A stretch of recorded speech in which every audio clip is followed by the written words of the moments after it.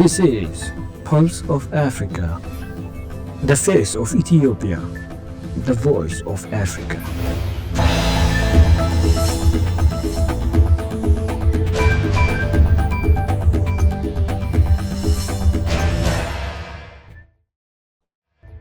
Greetings viewers, you're watching Pulse of Africa. I'm Gamachi Samandida bringing you today's latest news. First, here are our top stories. South Africa re-elected to UN's Global Aviation Council.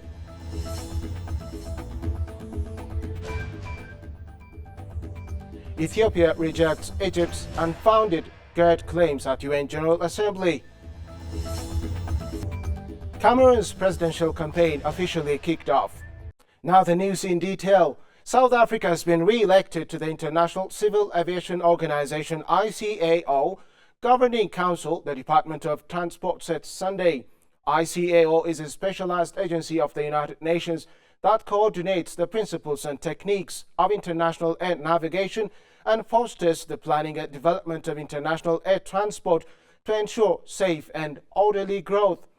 According to a statement issued by the department, the re-election took place on the weekend at ICAO's ongoing 42nd General Assembly in Montreal, Canada, where South Africa secured its place in Part 2 of the Council, a category that gives members high representation in global civil aviation forums. In the statement, South African Minister of Transport Barbara Creecy welcomed the result, saying it, quote, reaffirms the mandate that South Africa has held since 2003 and demonstrates the confidence of member states in the Republic and ongoing contribution in shaping the global aviation agenda. End of quote. Ethiopia has firmly rejected what it described as unfounded claims made by Egypt regarding the Grand Ethiopian Renaissance Dam GERD during the 80th session of the United Nations General Assembly. Ethiopia's deputy permanent representative to the UN, Ambassador Yosef Kasai, exercised the right of reply in response to remarks delivered by Egypt's representative in the Assembly's general debate. Ambassador Yosef underscored that Egypt's claims against the GERD have also been communicated to the UN Security Council, despite being, quote, baseless and misleading, end of quote. Ethiopia, he said, has consistently provided responses grounding in truth, principle, and international law. Quote, the stark contrast between Ethiopia's long-standing policy of cooperation and Egypt's continued hostility is clear, end of quote, Ambassador Yosef told the Assembly, stressing that Ethiopia's position on the Nile is anchored in the international principle of equitable and reasonable utilization. Ethiopia criticized Egypt for attempting to impose so-called, quote, historic rights, end of quote, rooted in colonial-era treaties that excluded most Nile Basin countries. Cameroon's presidential campaign officially kicked off on Saturday with initially 12 candidates in the running ahead of the election on 12 October.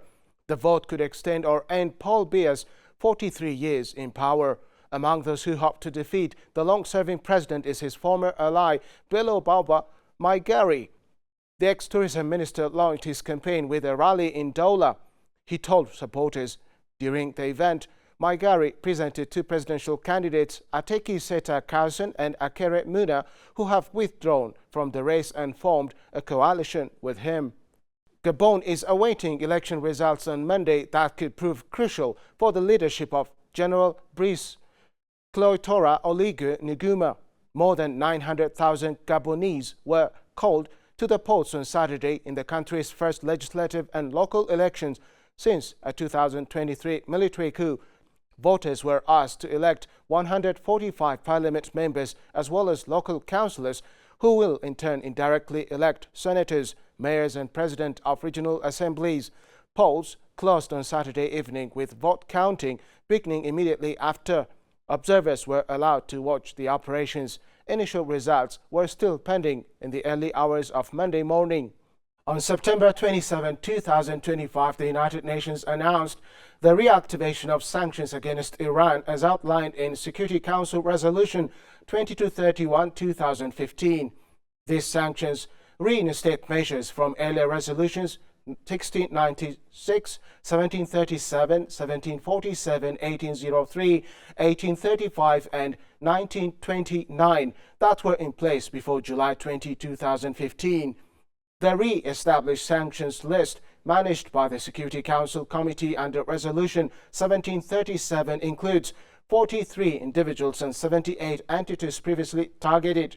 The decision follows a move by France, Britain, and Germany last month to invoke the snapback mechanism of the 2015 nuclear deal, JCPOA, which allows sanctions to be reimposed within 30 days if Iran is found violating the agreement. Denmark has imposed a nationwide ban on all civilian drone flights from today, Monday, September 29, through Friday, October 3, to ensure security during the European Union Leaders Summit in Copenhagen on October 1, the Danish government announced Sunday. The measure aims to prevent confusion between legal drone activity and potential hostile incidents, easing the burden on police amid recent suspicious drone sightings near airports and military facilities. Exemptions are limited to urgent public tasks, while commercial and recreational drone flights such as aerial photography for private events are prohibited. Military, police and emergency services are unaffected. Violators face fines or up to 2 years in prison, according to Danish authorities. The story of resurgent Ethiopia and burgeoning Africa is here, only on the Pulse of Africa channel. All the time, Pulse of Africa, the face of Ethiopia, the voice of Africa.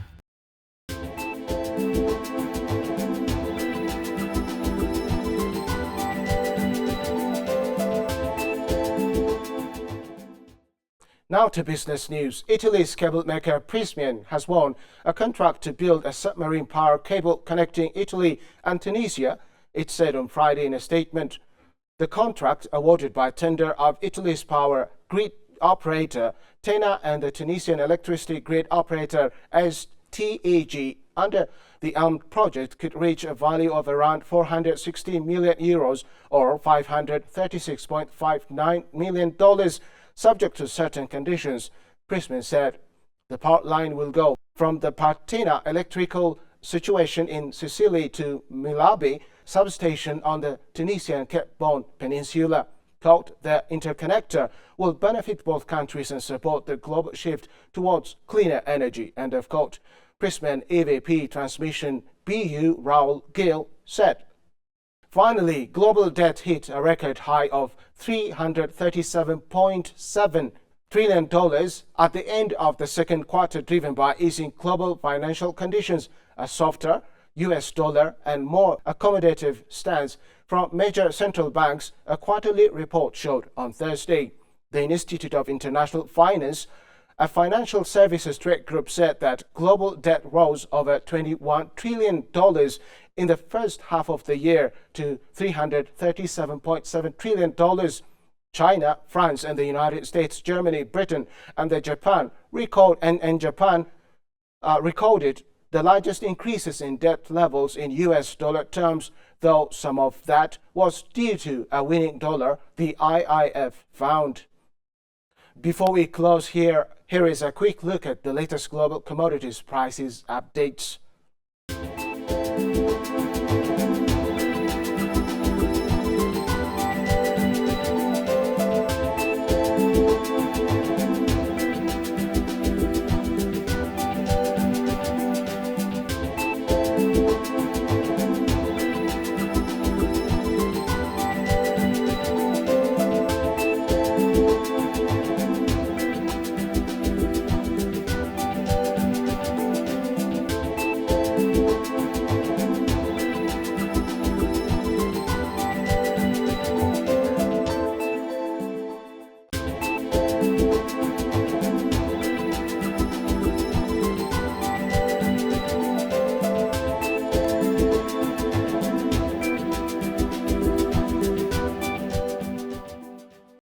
Next, let's take a look at the current weather forecast.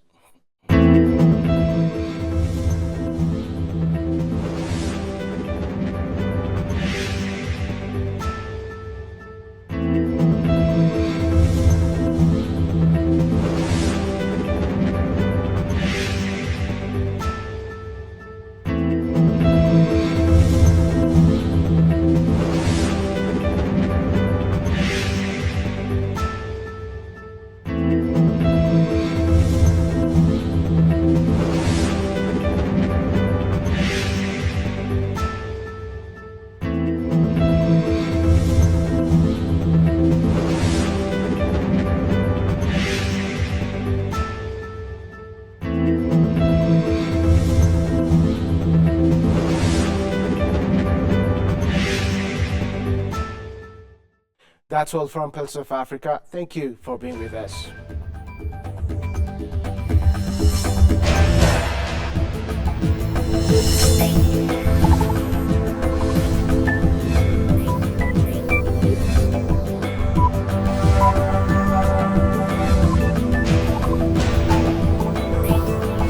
This is Pulse of Africa, the face of Ethiopia, the voice of Africa.